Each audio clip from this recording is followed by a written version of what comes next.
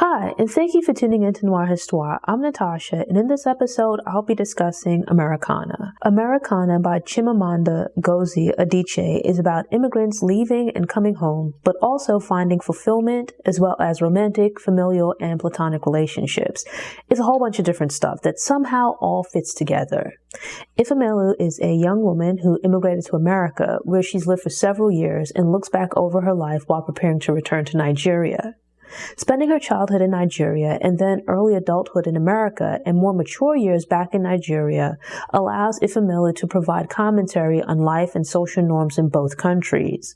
Leaving everything and everyone behind in Nigeria for a chance at a better life, she then leaves her life and relative comfort behind in hopes of finding what's missing, probably fulfillment. When the book opens, Ifemelu is mere days away from leaving her life in Princeton, New Jersey to return to Nigeria. She's in a contemplative mood and reflects on her time in America as well as her future in Nigeria. A major part of that is looking back at her time as a teen when she dated a young man from secondary school through early college. Usually I pay puppy love no mind, but this is one of those few relationships that had the potential to be something special and long term. Ifemelu is returning to Nigeria to find a job and build a life, but doesn't have plans for the grand lifestyle that has come to be expected for returning Americanah. Thus, people have this question as to why, with seemingly everything going well for her and having a bright future in Princeton, she would choose to move back to Nigeria without a solid plan for her life there. With that, we have some exploration of her current life in America, but then also what her life was like before she left Nigeria. Obinze, Zed, the young man she was dating, remained behind in Nigeria and built a life of his own. In the years since, he's gotten married, had a daughter, and has achieved a great deal of success. He went abroad as well, but to England, and after returning to Nigeria, was able to use family connections to get started in the business world. Through successful deals and investments in real estate, Obinze is now doing quite well for himself financially and living a comfortable life. Yet there's this question of, if this is the life that he wants for himself, or does he live this life because it's what everyone expects him to have? He lives in a nice house, drives a nice car, and has a lot of material possessions that other people would want for themselves. But there's a disconnect. Outwardly, he displays the expected image of what success should look like, but he doesn't fully enjoy it because it's not what he values. His material possessions don't carry the same weight with him as they do with other people. So although he has all of these things, there's a feeling within him that something's missing. People comment on what they regard as Obinze's humbleness. The fact that although he's achieved this success, he doesn't feel the need to show off. A lot of other people in his circle base their self-worth on their material possessions, career, etc. So they feel a need to flaunt. They allow their success to affect the way that they treat others. It's not enough for them to have these things. They want other people to know that they have them. And it's not enough for them to be comfortable, wealthy, or otherwise well off. A major part of them feeling successful is having what other people don't have and seeing themselves as being above others. Because he doesn't base his identity on his possessions, Obinze has these things without letting them change him as a person. He still treats people the same rather than being rude or snotty. Obinze has things that other people might like or desire, but he doesn't feel the need to brag or rub it in anyone's face. Unlike a lot of other people, with Obinze, it's not false modesty. It strikes him as being weird when people comment on his humbleness, in part because it's just who he is. But it also points to an issue with celebrating what should be the norm. There's this expectation that with success or wealth, it becomes acceptable and even expected for people to be rude and arrogant towards others, that they should show off and otherwise lord their possessions over others. Obinze takes issue with that as he believes the expectation should be for people to be decent, regardless of what they have or don't have. It's stated from the beginning that Ifemelu and Obinze were in love, but are no longer together, and there isn't an immediate explanation as to why. You sense that there's a bit of unfinished business between these two. With Ifemelu's journey back home, there's a sense of foreshadowing that they'll cross paths and have some type of interaction. But before we can get there, the story takes a step back to explain how they got to where they currently are. Ifemelu had been running a blog, which she decided to end before moving back to Nigeria. The blog offered observations, commentary, and analysis of Americans from the perspective of a Black immigrant. One of the ways I try to learn about cultures across the Black diaspora is by reading books, both fiction and nonfiction. To balance my reading, I seek out books by African authors, especially if they take place in Africa. Unfortunately, in reading some of these books, I've noticed that there tend to be stereotypes about Black Americans.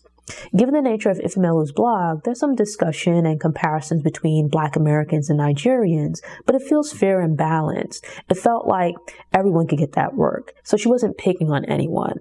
Some of the observations about Black America felt familiar, so were less interesting for me. But I enjoyed the bits of insight into Nigerian society concerning social norms and structures. I'd be the first one to admit that I have some, but overall limited knowledge of Nigerian culture.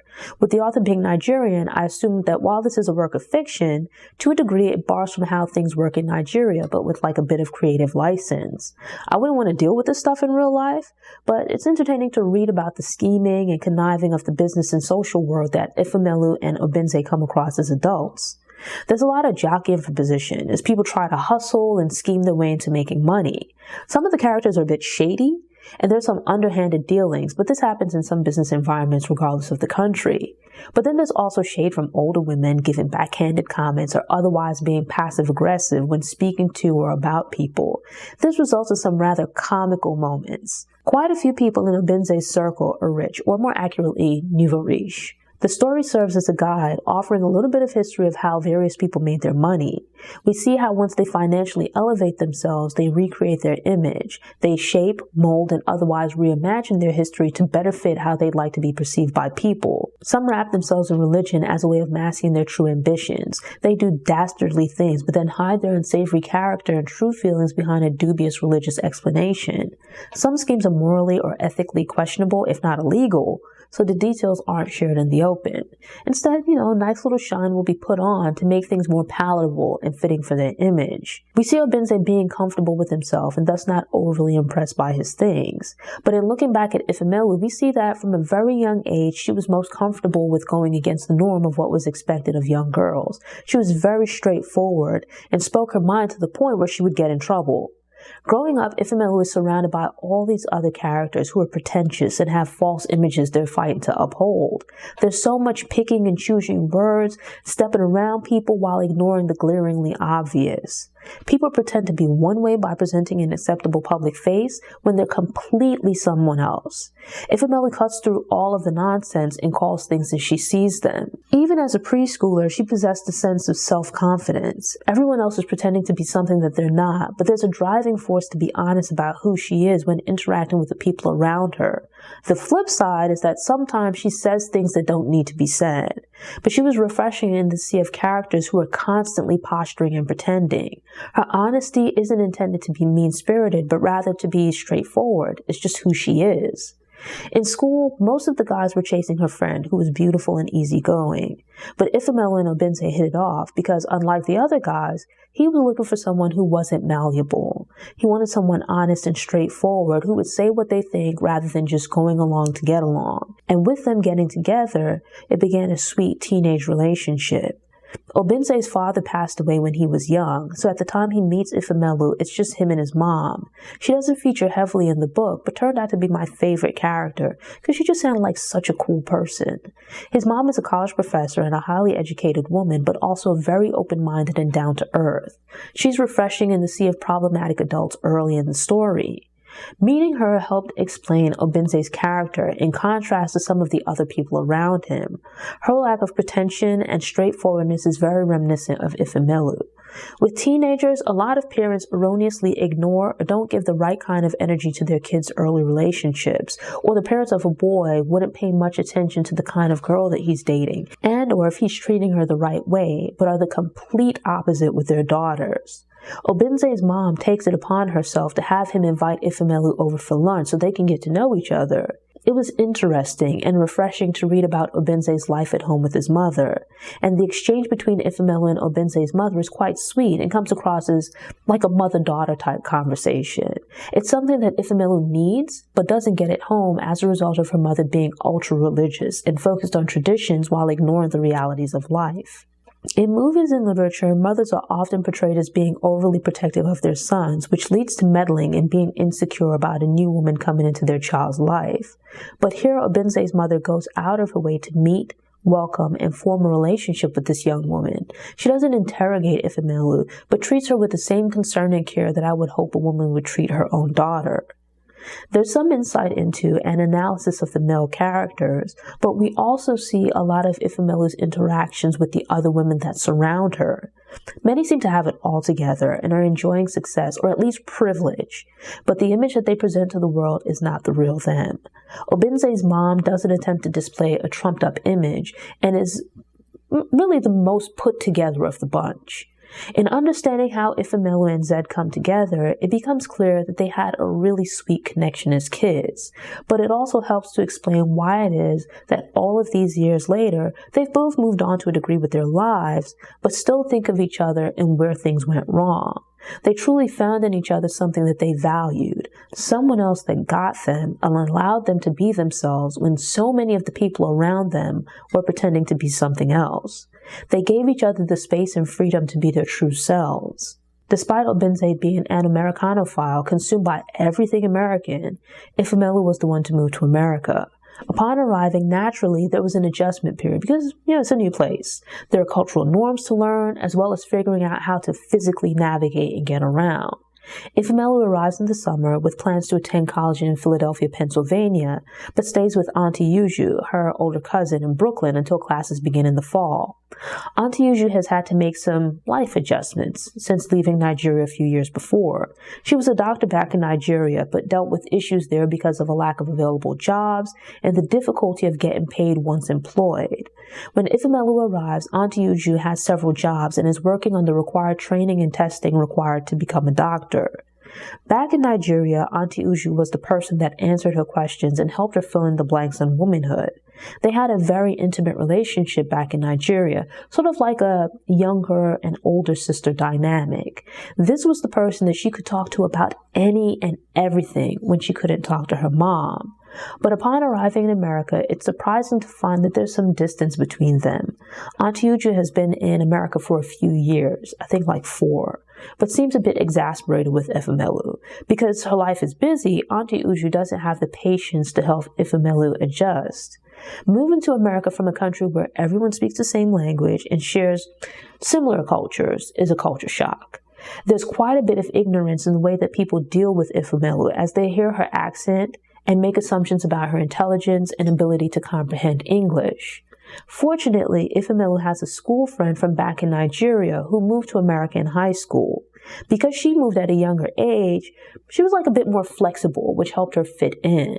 In contrast, Ifemelu has a harder time adjusting, but learns with help from her friend and Auntie Uju's son Dike. I know a lot of people that were broke college students. I was one of them. Depending on your major, the academics aren't necessarily difficult, but all of this is taking place when most are transitioning into adulthood.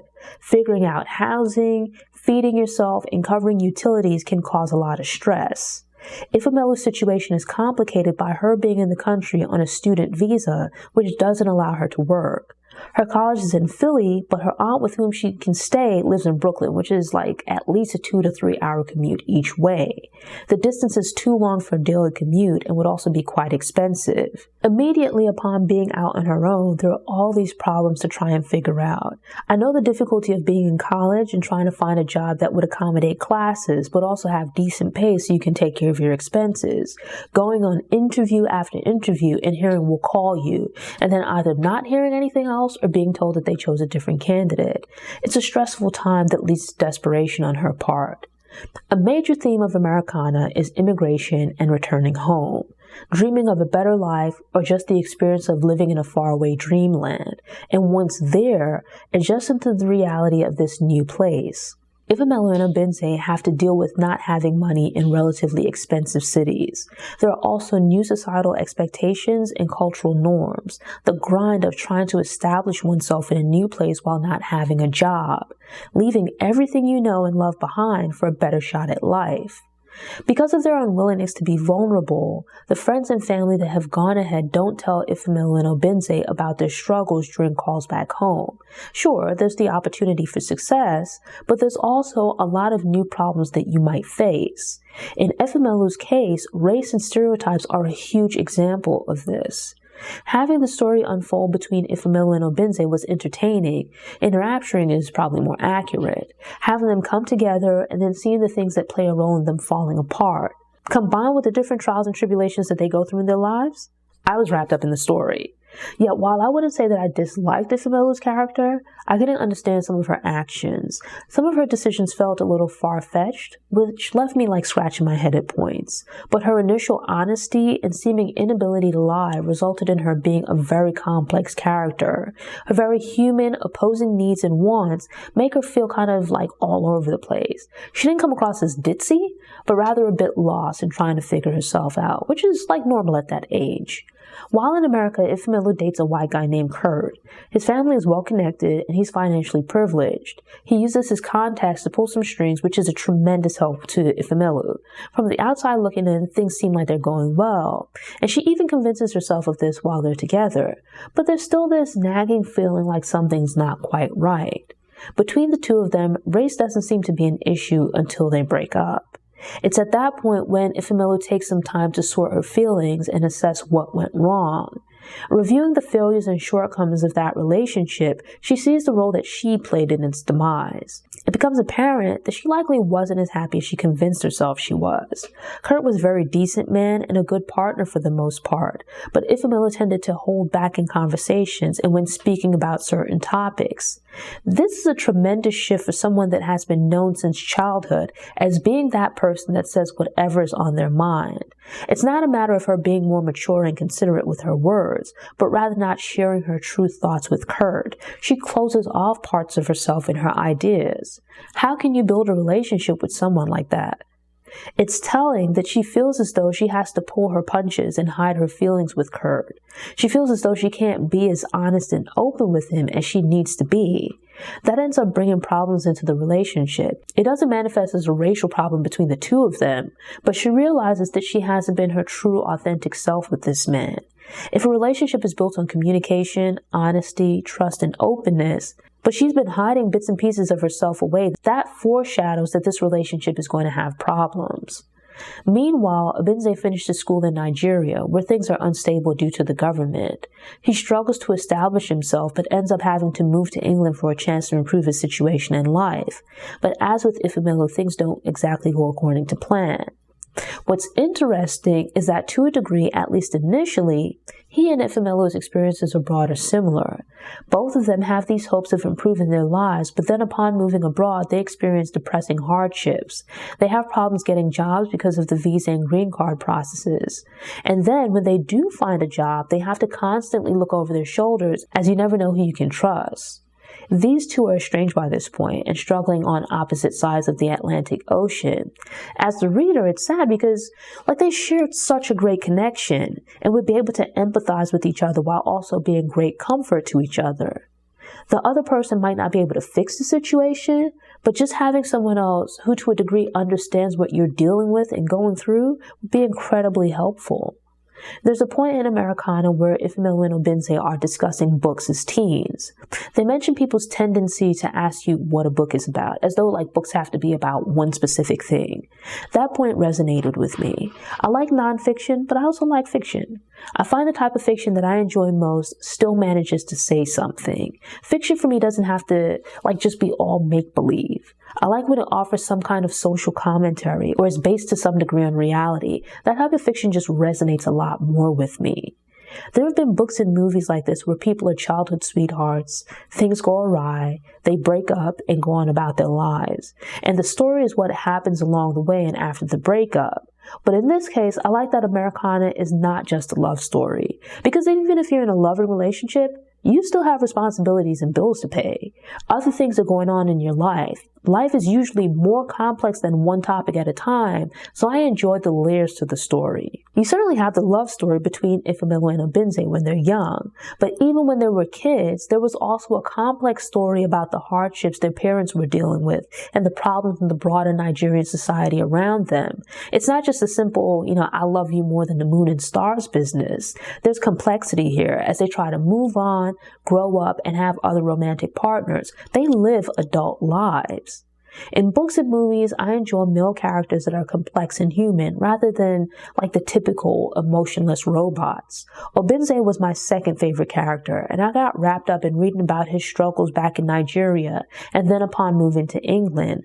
I cheered for him when things started turning around and going his way, but I thought it was incredibly nice that later in the book, when he's already a grown man and already quite successful, he found an outlet for expressing himself, analyzing his experiences, and coming to terms with his feelings.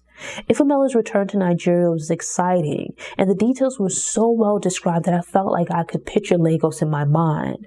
Her insights as a foreigner in America offered a different perspective, though I didn't agree with all of her views. But having lived abroad for several years and then coming back home, she has a different perspective on Nigeria. She left in her late teens or early 20s and is returning as a woman in her 30s. Ifemelu is now a full-fledged adult who has dated other people, seen a bit of the world, and interacted with people from different cultures. She's had a wealth of experiences that have shaped and changed her into a new version of herself, though not a different person. Returning to Nigeria as an adult requires some adjustment because when she left, aside from spending a bit of time in college, she'd only lived in her parents' home. Ifemelu was a student, so she didn't have a job and wasn't moving in Nigeria's adult circles. Now, she's able to see Lagos through the eyes of what can be considered a familiar stranger, someone who knew the country back then, but hasn't been there to see it transition into what it is now. The people that she knew in school are now in different places in life, much like her.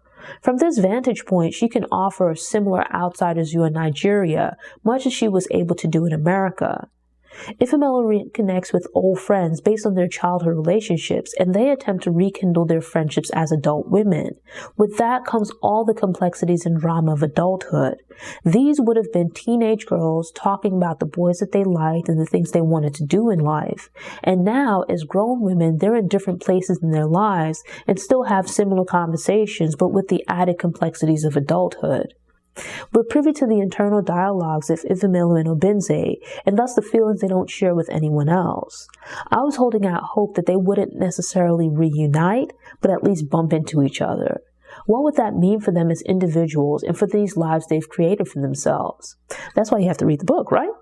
I'm going to tell you my favorite part of Americanah, as it was constantly changing. I still think Obinze's mom is probably my favorite character, and he's a close second. I didn't dislike Ifemelu, but I didn't love her either. At times, she just rubbed me the wrong way, as there were moments when, I thought she was being a bit selfish. She's not necessarily someone I'd want to be friends with, but she's someone whose story I would read. Even the characters that I didn't necessarily like, I still enjoyed reading about. And characters that might just pop up on one or two occasions still manage to be interesting. The way that they're described and the level of detail and backstory, which included their mannerisms, ideologies, and just how they move through the world, was so well described that you could envision it in your mind's eye. I can't think of a single character that struck me as being flat or uninteresting.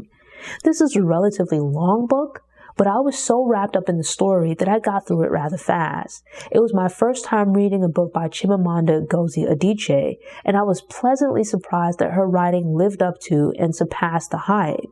I have several of her other books on my list and look forward to working my way through them. The admiration and adulation she's received as a writer is well deserved. Thanks for tuning in. Show notes are available on the Noire website via the link in the episode description. If you enjoyed this episode and want more book recommendations, subscribe to the channel, click the notification bell, and check out my book review playlist.